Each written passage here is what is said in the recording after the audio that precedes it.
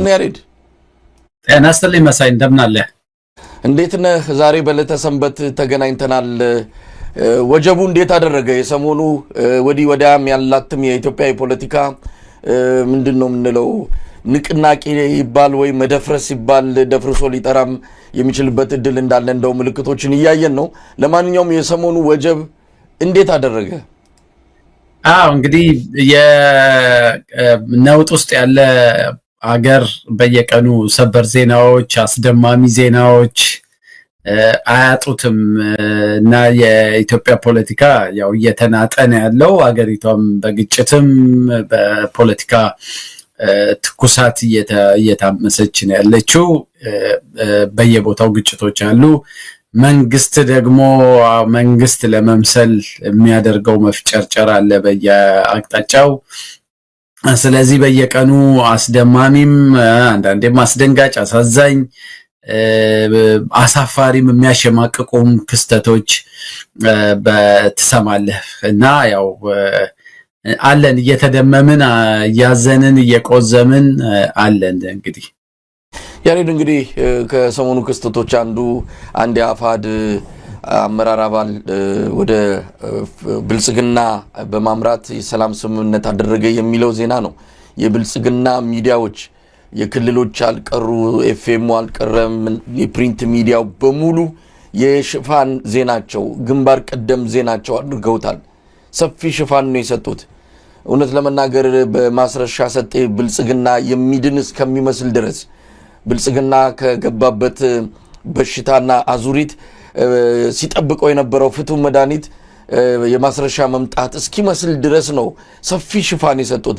በዚህ ደረጃ መውደቃቸውን፣ በዚህ ደረጃ እየፈራረሱ መሆናቸውን ያልተረዳ ካለ ምናልባት ያልባነነም ካለ አሁን በሚገባ ይገለጽለታል። እውነትም ብልጽግና እየፈራረሰ ነው። አንድ ግለሰብን ይዞ እንዲህ አይነት ድምቀት ያለው ፕሮፓጋንዳ ላይ መጠመዱ፣ የዚህ ደግሞ ፕሮፓጋንዳ አጃቢ ሆነው የመጡት ኢጋድና የአፍሪካ ህብረት ደግሞ የበለጠ ነገሩን ሌላ መልክ እንዲይዝ አድርገውታልና አሁን እንደምንሰማው ከሆነ የአፍሪካ ህብረት በጉዳዩ ላይ አስቸኳይ ስብሰባ ሊያደርግ እንደሆነ ነው ያው ስራ አስፈጻሚ ኮሚቴ አባላቱ። ምክንያቱም የተደረገውን ነገር በተመለከተ የመጣባቸው ያለውን የህዝብ ቁጣ የሚቋቋሙት አልሆነም። በበርካታ ተቋማት በበርካታ አካላት ነው እንግዲህ ተቃውሞ እየቀረበባቸው የሚገኘው ከህዝቡ ባሻገር። እንዴት አየው ይሄን አጠቃላዩን ሂደት እንዴት ስትከታተለው ነበር ያሬድ? በወቅቱ አጠር ያለ ነገሩን የታዘብኩበትንም መንገድ ሼር አድርጌያለሁ በማህበራዊ ድረገጽ። ለኔ የሚታየኝ ነገር ይሄ የቅቡልነት ዲፊሲት ኪሳራ የገጠመው የአገዛዝ ስርዓት ብዙ ነገሮችን እየጣሰ በጣም መጥፎ ሲግናል፣ መጥፎ ምልክቶች እየሰጠ ነው። የሰላም ድርድር እንዲዋረድ፣ ለሰላም ድርድር የሚሰጡ ቦታዎች እንዲረክሱ፣ ሽምግልና የሚባለው ነገር ትርጉም እንዲያጣ፣ እውነተኛ ድርድሮች ትርጉም እንዲያጡ የሚያደርጉ ስራዎች ነው። አሁን ብቻ አይደለም፣ በተከታታይ ከዚህ በፊት ኦሮሚያ ክልል በጦርነት እየታመሰ የኦሮሚያ ክልል ታጣቂ ኃይሎች ጋር መስማማት፣ ታንዛኒያ ድረስ ሄደው መስማማት ያቃተው ያገዛዝ ስርዓት ከ6 ወር በፊት ከዛ ቡድን ተገንጥለው ወጥተው ካምፕ ውስጥ ቁጭ አድርጎ ሲቀልባቸው የነበሩ ሰዎችን አምጥቶ ልክ ሱፍ አልብሰው ከተማ እያዞሩና ትልቅ የሰላም ድርድር ተደርጓል። የኦሮሚያ ክልል ጉዳይ ግጭት አበቃለት፣ ነገሮች በቁጥጥራችን ውስጥ ናቸው የሚል አይነት በጣም የተሳሳተ መልእክት ለማህበረሰቡ ሰጥተዋል። በዛ ወቅት ግን ሰዎች ክልል ውስጥ ይገደሉ ነበር፣ ይታፈኑ ነበር፣ የመንግስት ባለስልጣናት ሳይቀር። እንግዲህ ኦሮሚያ ክልል ውስጥ ሰላም አስፍኛለሁ ተስማምቻለሁ ያለ መንግስት ነው አሁን ባለፈው ሳምንት ይመስለኛል የክልል ውስጥ ከፍተኛ የህግ ባለሙያዎች፣ የአቃቢ ህግ ባለሙያዎች ሳይቀሩ ታፍነው የተገደለም ሰው አለ። ስለዚህ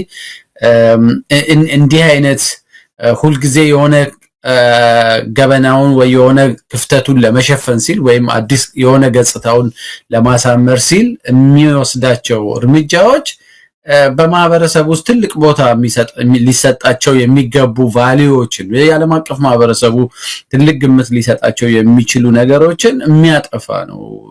አሁን የሰላም ስምምነት ሲባል በቃ ቀልድ ሆኗል በብልጽግና ቤት ውስጥ። ብልጽግና ለአንድ ሰሞን ገጽታ ሽፋን ሲል እንዲህ አይነት ሪስክ ይወስዳል። ልክ ከሶማሌላንድ ጋር ተንደርድሮ ሄዶ ስምምነት ፈርም ያለው ብሎ አብይ ስምምነቱን በፈረመበት ትንሽ ደቂቃ ውስጥ በኢትዮጵያ ዜና እንኳን ደስ አላችሁ ተብሎ ፖስተር የሚገርም ፖስተሩ ስምምነቱ ከመፈረሙ በፊት የተዘጋጀ መሆኑ ምንም ጥርጥር የለውም። እኔም እዛው አዲስ አበባ ነበርኩ።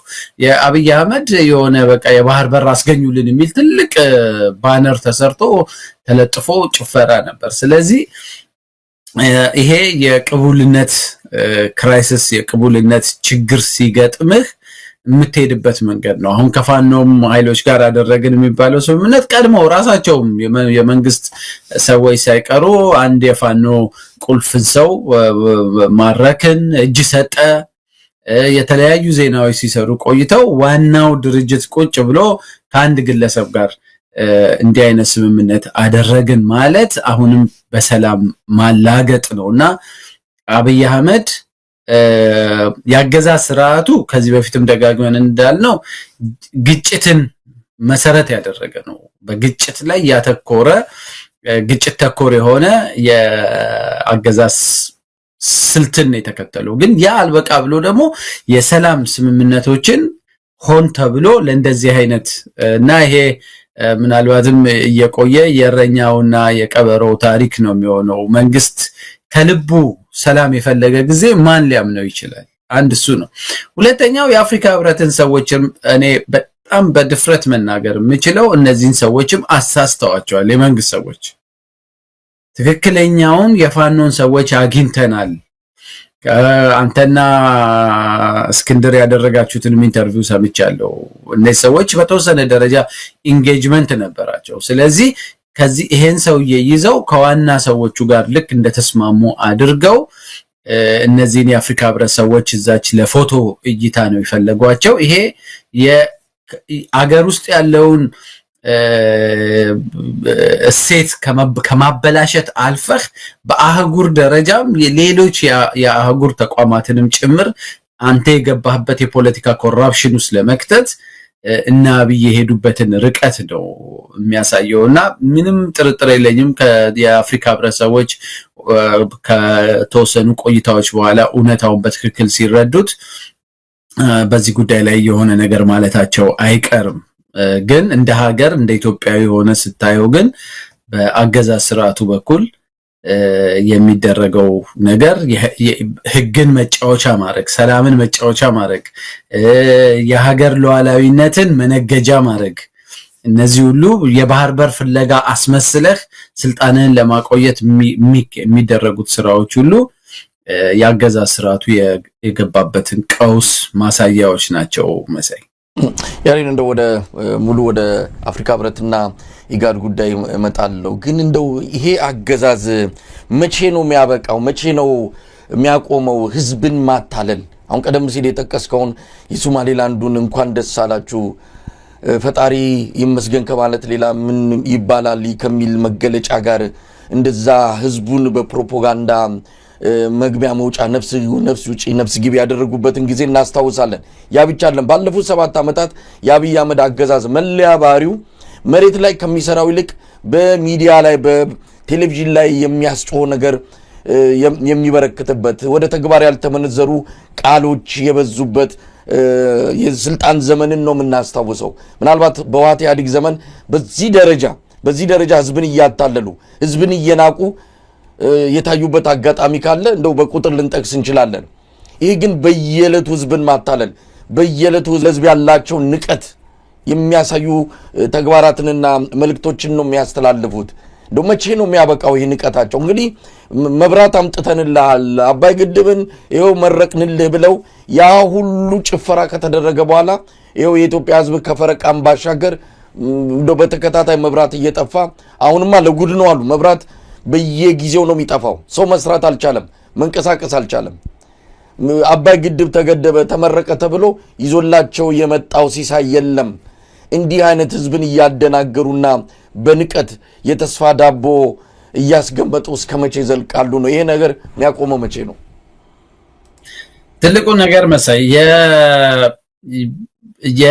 በህዝብ በኩል ተቀባይነት አላገኘውም ብለህ ስታስብ መንግስታት ብዙ ጊዜ የሚያደርጉት ህዝብ የሚፈልጋቸውን ነገሮች ጤናማ መንግስት ከሆነ ህዝብ የሚፈልጋቸውን ነገሮች አድርጎ አሳይቶ የህዝብን ቀልብ ገዝቶ ቅቡልነትን በዛ መንገድ ያተርፋል። እሱን ማድረግ ሳትችል ስትቀር ደግሞ ፕሮፓጋንዳ ላይ ነው የምታተኩረው።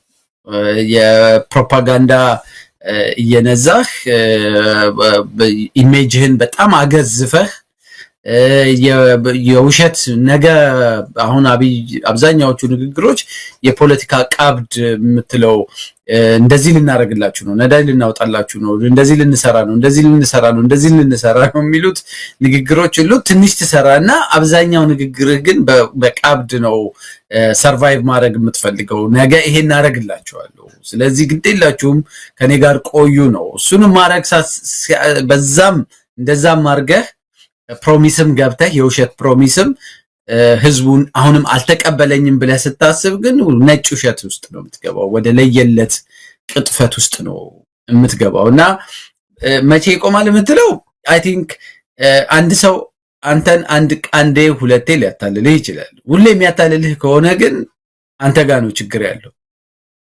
ስለዚህ እኔ የኢትዮጵያ ህዝብ አሁን በብዙ የመንግስት ሚዲያዎችን ስራዬ ብዬ እከታተላለሁ እና በእያንዳንዱ ዜናዎች ስር ያለውን የህዝብ ኮሜንት ያየህ እንደሆነ የአብይ አህመድ የግል ፔጁ አካውንቶች ውስጥ የሚሰጡትን ትዊተር ላይ ፌስቡክ ላይ የሚሰጡትን አስተያየቶች ከተመለከት ህዝቡ እየተታለለ አይደለም፣ ውሸታሞች ናቸው። አሁን በዚህ በፒስ አግሪመንት ኢትዮጵያ ቴሌቪዥን ዜናውን እንደሰራ የተጻፉ ኮሜንቶችን ቁጭ ያነብ ነበር። የአፍሪካ ህብረት መግለጫውን እንዳወጣ የአፍሪካ ህብረት ፔጅ ስር ያሉትን ኮሜንቶች አይ ነበርና